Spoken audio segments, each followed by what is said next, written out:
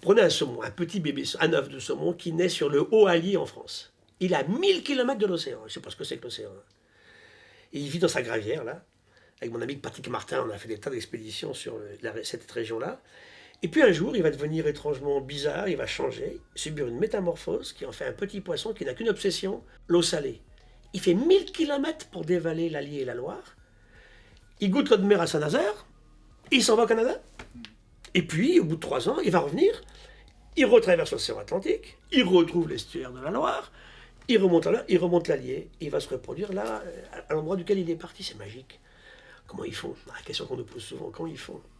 On disait de sèche tout à l'heure, comment il fait ce petit mâle de sèche pour très vite comprendre une situation, s'acclimater, s'adapter et régler une question super intéressante. En plus, c'est génial pour lui, puis il transmet ses gènes à lui, hein, pas les gènes de l'autre. Hein. C'est intéressant.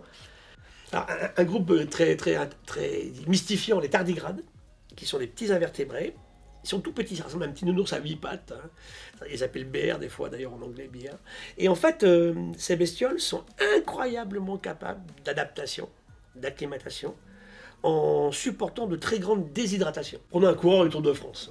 Parmi les sports les plus difficiles, qui monte le Tourmalet, il peut perdre 10-12% de sa flotte sur une étape, il perd 10 kilos sur une étape. Le tardigrade, il va supporter 90% de déshydratation. Alors du coup, il n'aime pas ça, bien sûr. Il perd sa tête, il perd ses pattes. Il attend.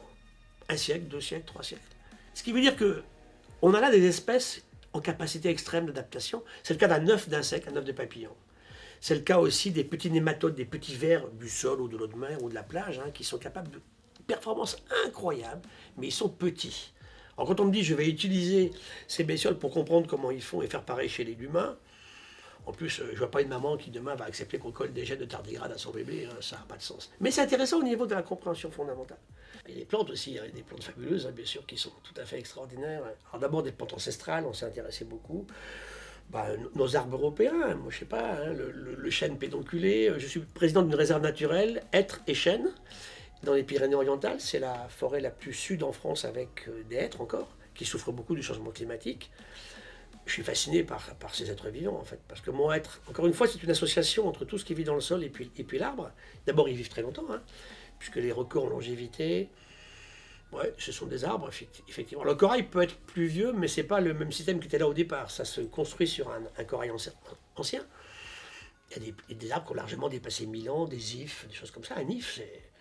Et puis l'if, par exemple, qui est un arbre très particulier, a donné des substances qui sont géniales pour l'humanité. C'est de l'if qu'on sort un des plus puissants anticancéreux, utilisé aujourd'hui en chimiothérapie des cancers, le Taxol. Hein. Travaux de l'école française de chimistes d'ailleurs. Donc il y a des trésors à trouver dans l'océan et dans le monde végétal. D'abord bien sûr de ressources, de protéines, mais aussi on oublie de nouveaux médicaments, de nouveaux produits cosmétiques ou d'idées de biorespiration. Qu'est-ce qu'on connaît aujourd'hui? Allez, 350 000 espèces sur la Terre de plantes. C'est pas tant que ça. Mais par contre, elles ont une puissance génique, une puissance génétique et une biodiversité incroyable au sein d'elles-mêmes. Elles sont beaucoup plus sensibles que ce qu'on croyait jusqu'à présent, les plantes.